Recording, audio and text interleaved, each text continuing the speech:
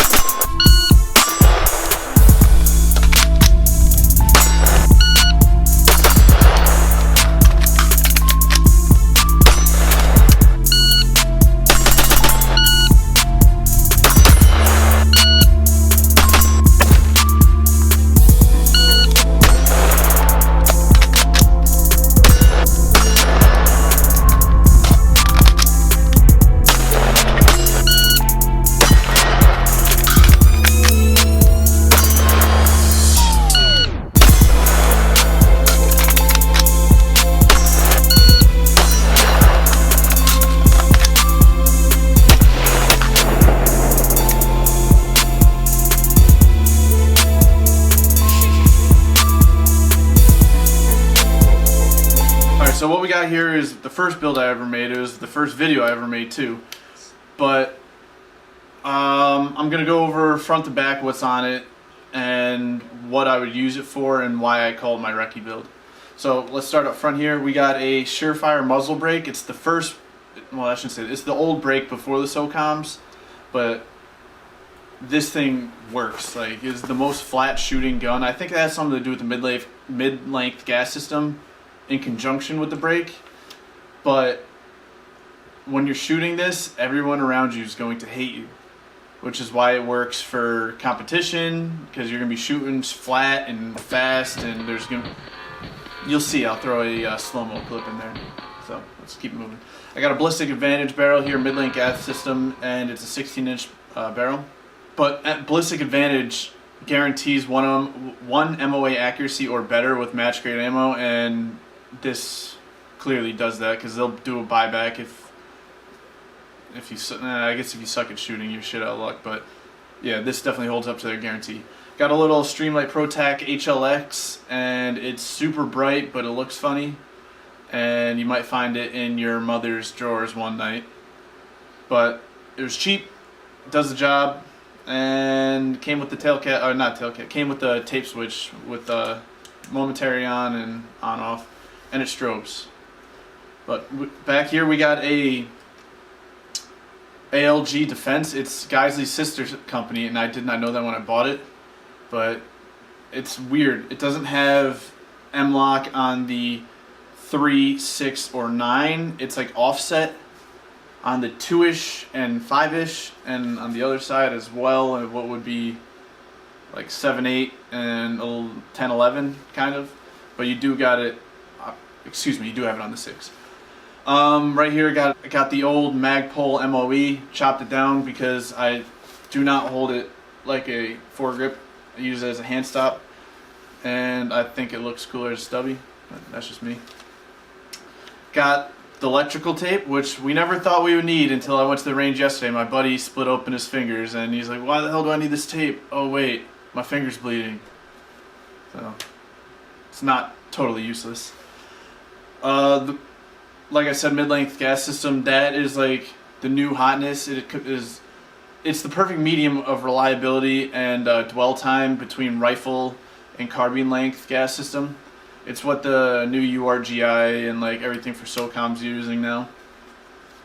Receivers, I got, forget the actual name of the upper receiver that I got it from. It was SAA, surplus ammo something, I don't know. But it is the keyhole forging, which is like pretty mil spec. Down on the lower, I got a Black Sheep 6 Tactical billet lower. I worked for the guy Once Upon a Time who manufactured them, so I got a couple from him. And it's got a nice flare magwell, but it is billet, so it's gonna be a little heavier, but it's got the strength. Up front it says front towards the enemy, like a claymore, which is kind of cool. Got the bad lever because this is the first gun I built, and when I did that, I thought the bad levers were fucking cool. I mean, they serve a purpose, but it's kind of cheating. Got a CMC flat blade, single stage trigger, 3.5 pound. I do like it. Like, it's a good one stage. However, I'm more fond of the Geisley SSP now, and I've kind of leaned away from the flat blade. But I mean, if you're into it, you're into it. It's like, I think they're like $150 now. I'm not entirely sure, but it's a true drop-in, which might be something you're interested in because you don't got to deal with the springs or anything. You just plop it in, stick the pins in, good to go. I do have the K&S anti-walk pins. You don't need them in this because it's a drop-in, so they're not going to walk out on you, but they look cool.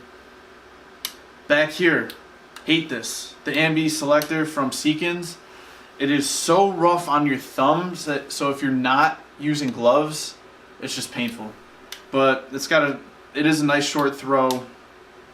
You can either do 90 or 45, which I guess is cool, but it's not easy to do.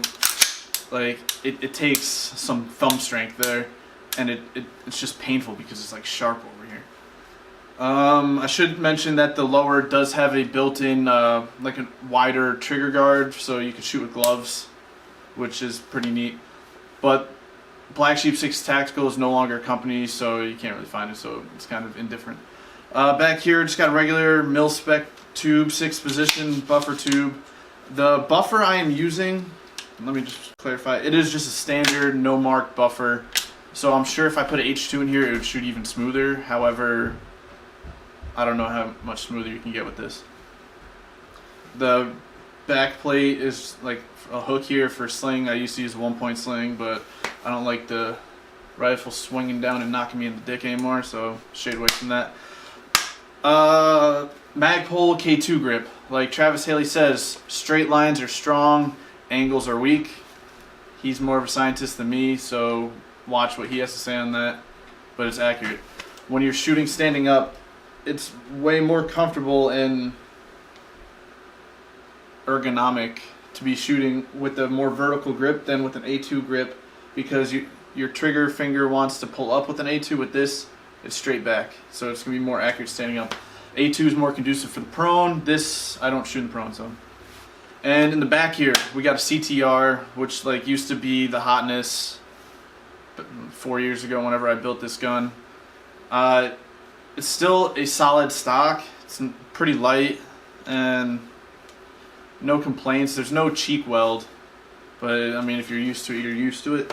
I'm more of a fan of the BCM SOTMOD and the Bravo SOTMOD, or B5 Systems Bravo and the B5 Systems SOTMOD, all those, because they're just more comfortable to shoot. But this definitely does the job. It's got the little QD, it's got the little thing here where it locks it in place, so it's solid. But why do I call it my Recce? Alright, so if you don't know what a Recce rifle is, it's something that the SEALs did back in the mid-2000s to bridge the gap between like the Mark 12 SPR and like an M4. So they called it a short sniper. Some people called it a short sniper.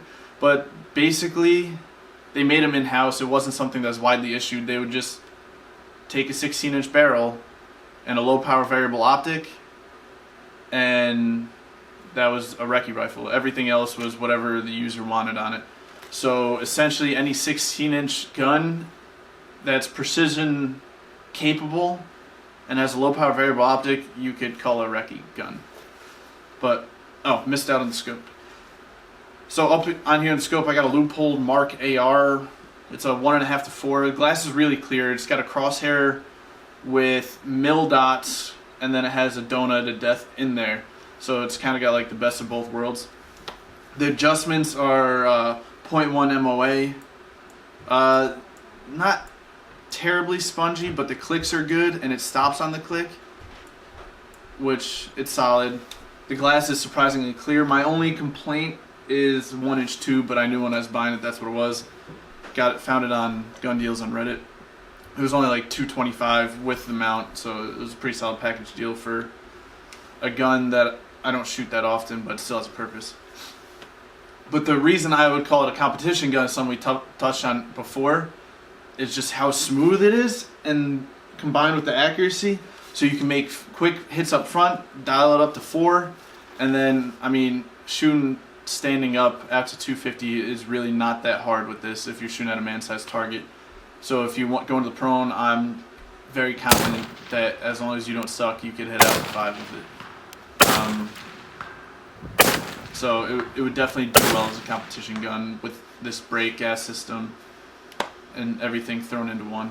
Being that it was my first gun I built, I did take budget into account. The rail is only like 100 and change. Actually, I think the rail was 90 when I bought it. The barrel is like 150. The receiver I got a deal on. The lower receiver I got a deal on, but you could throw an arrow on there for $70 and it would do the same thing. The upper receiver I think I bought on sale for like $45. The brake was a little bit of money. That was like 150 in itself. The CTRs back in the day were like $60 I think. And then a buffer assembly you could get for $45. Trigger, it was like $160, $150. So overall, this is a very budget-friendly gun, and it performs. So you can't really ask for much more out of this. It has its purpose. At the end of the day, it is high performance at a low cost, but you gotta think about the friends you're gonna lose. Money you're saving, is it worth losing your friends over? Get a war comp. Do your friends a favor. Alright guys, thanks for watching. Drop a like if you liked it. If you didn't like it, eat a dick. If you haven't already, subscribe. My name should be, or my face should be over here somewhere. Got some videos up here, old, new, whatever fits for you. I'll be back soon with another gun or piece of equipment. See you later, see you on another time.